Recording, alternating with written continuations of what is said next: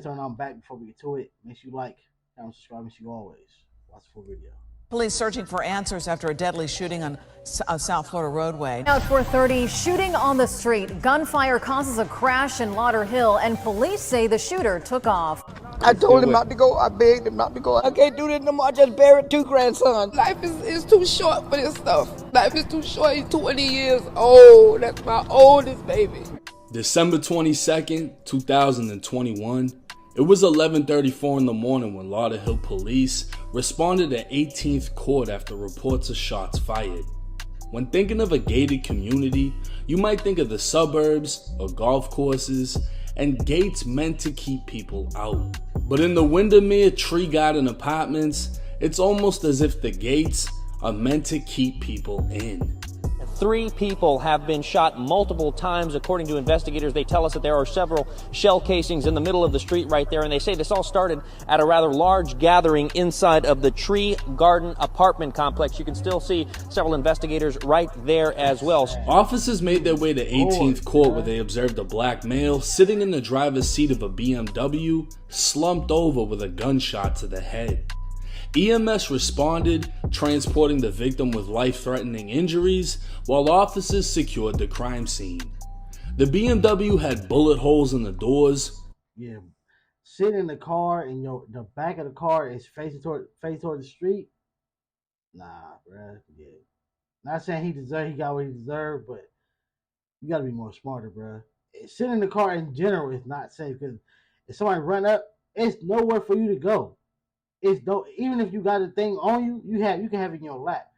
The chances you being able to pull it are slim to none. Slim to none. So therefore, it's over.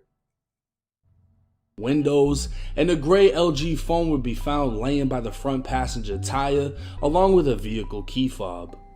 Officers noticed different caliber shell casings trailed from the 5200 block to the 5300 block of 18th Court.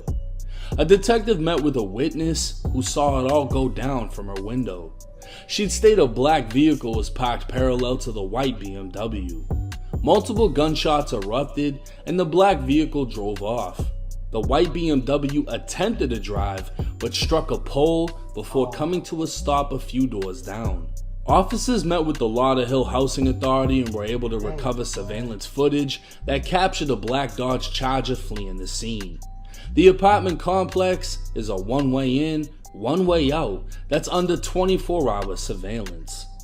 Video would capture the suspect's vehicle plates and tag, and the next day, a license plate reader would notify officers the Dodge Charger was on Northwest 14th Street. Lauderhill officers were dispatched to the area, locating the vehicle, and as officers attempted to make contact, the vehicle drove off. Coming to a stop on 16th Court, the driver ran from the scene before being located by a Broward Sheriff's Office helicopter. He was identified as 24-year-old Robert White. The passenger in the vehicle had also ran, but successfully got away. A detective responded to the scene when Robert White asked him if he was a homicide detective before the detective even introduced himself. The black Charger was sealed with evidence tape and towed to the police department while Robert was arrested for reckless driving, resisting, and marijuana. Robert White would sit down for an interview and agree to speak with the detective. He'd say it wasn't him who was driving when officers gave chase, it was his friend Travis. Robert would then make multiple contradictory statements about when Travis picked him up.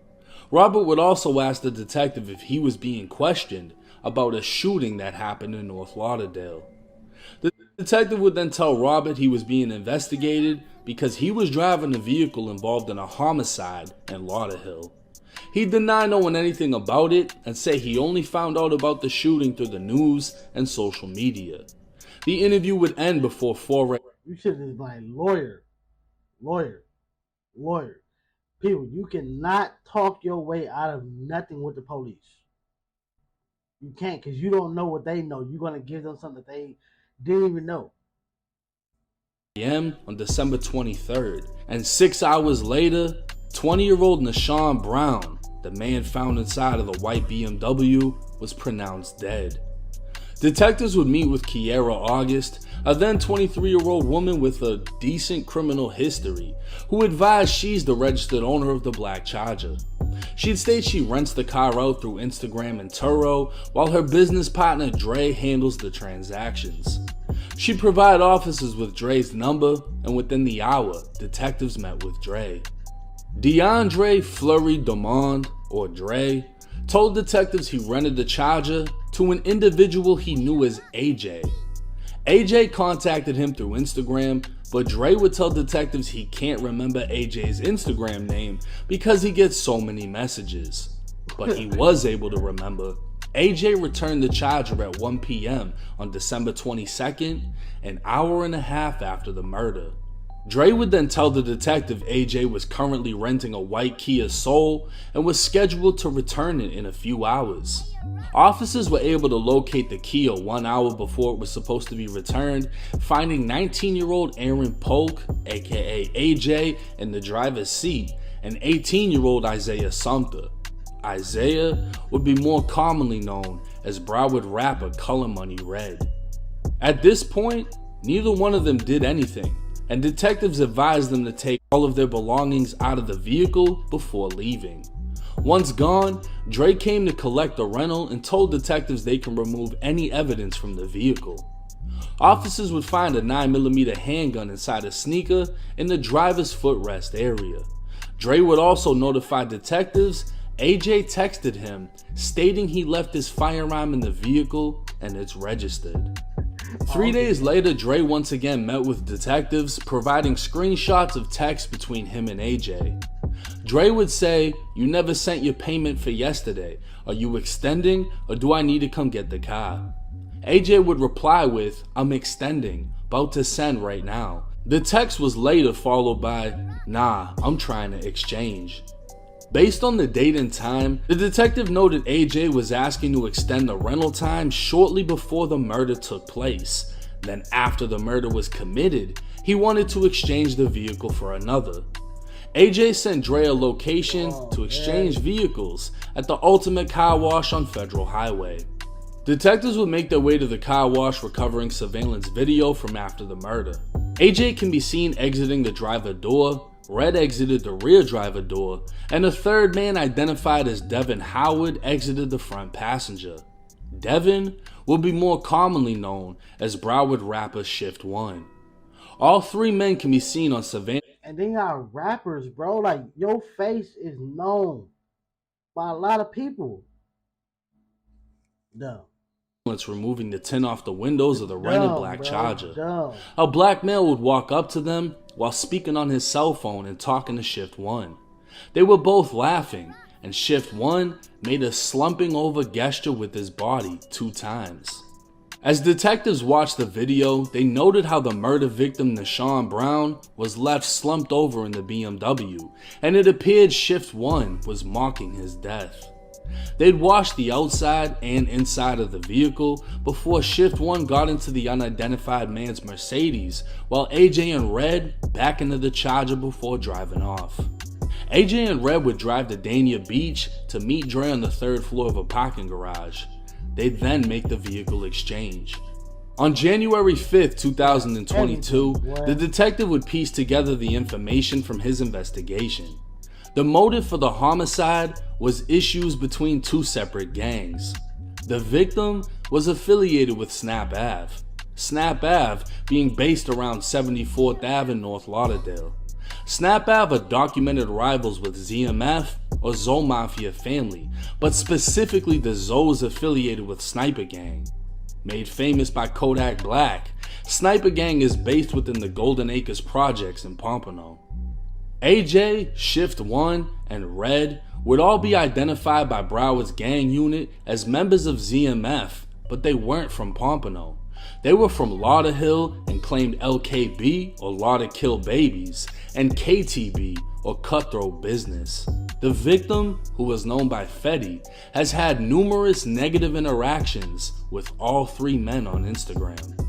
Detectives would bring Dre back to the office as he was now a regular in the interview. See? That's why you don't do that internet stuff, bro.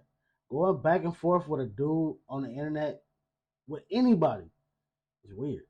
from, and Dre would identify AJ by photo as the driver of the black Charger before identifying Red as the passenger. A search warrant would be signed for AJ's Instagram, and detectives would find a video of AJ and Red sitting in a car reacting to a video of the victim's crashed BMW. Another video posted by AJ would show AJ walking on 18th Court where the murder happened, saying, "This where became famous." He'd continue on by showing the crime scene, saying, "That's the street I was on. That shit right there dangerous." AJ would react to a picture of Fetty sitting on a vehicle saying, "Don't come over here taking pictures like this shit here, because that's when shit be happening. You don't even know me, and you're trying to post up on me like it's cool for Instagram. That's why you're where you're at. This shit ain't safe." Switching from the picture of Fetty to the video of his crashed BMW, AJ says, "I made his ass famous, put him on the news. Fuck the cops. These crackers mad because I can do..." Y'all really be thinking like the law don't have social media accounts. Like, bro, there any way possible that they think that they can get somebody, they're on that. If it's a chat room, they're in that. If it's an Instagram, Facebook, YouTube, they have accounts. They are watching. They are watching. And when it comes to social media, nothing is really, you can't delete nothing. Like I said it before, I got a notification about a post that I made 2 years ago on Instagram. It was an Instagram story. It wasn't even on the timeline. It was a story, bro. And they still hit me like, "Oh, this goes against our community guidelines." Like, bro, that was 2 years ago. What are you talking about?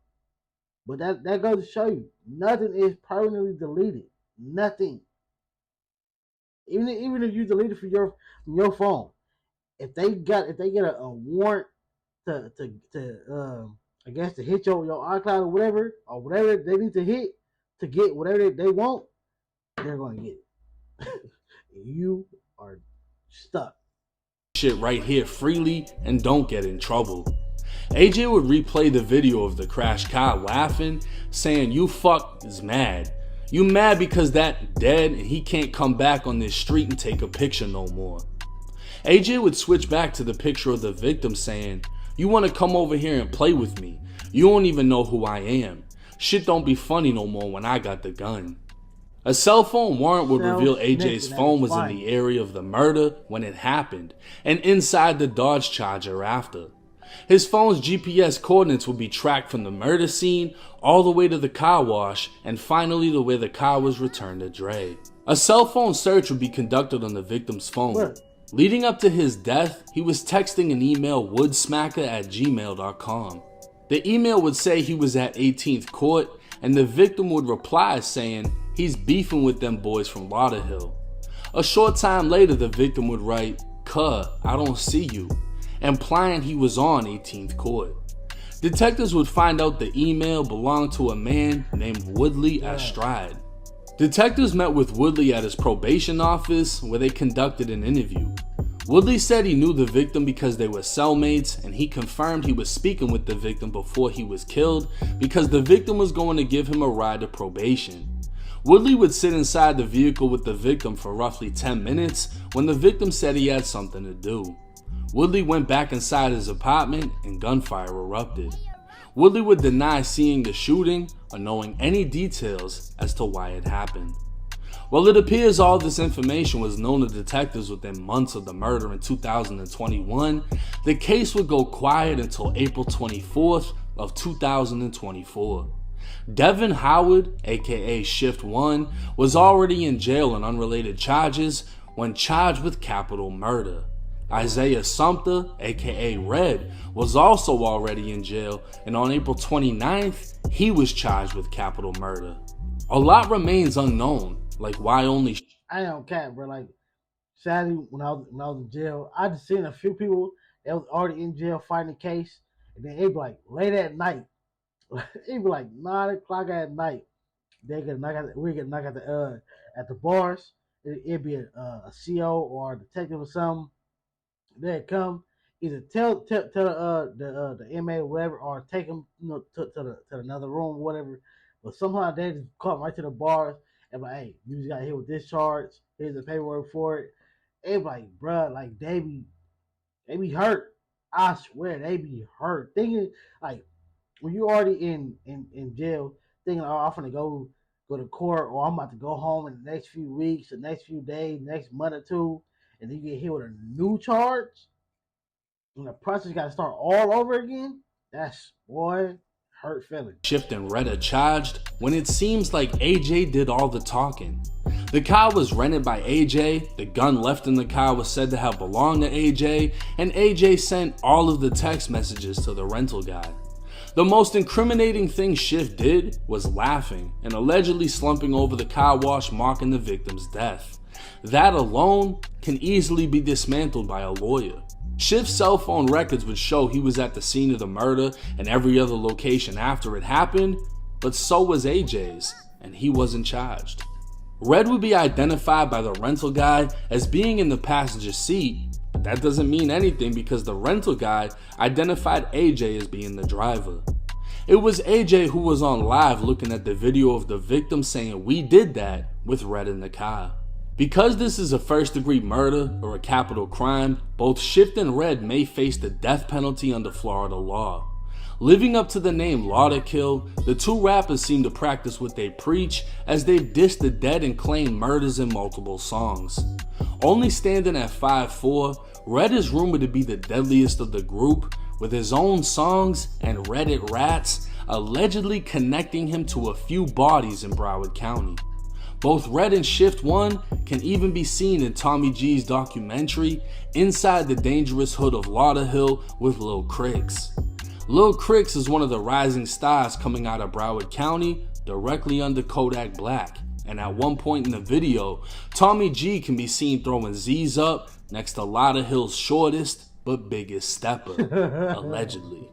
Only time will tell how this case will play out, why AJ remains uncharged, and if Shift and Red killed their shot at freedom. That's wild though, bro. That's wild. Especially like when you be seeing people come from a small city, like, bro, like, or, you know, any place, young, throwing their life away, bro, crashing out over there.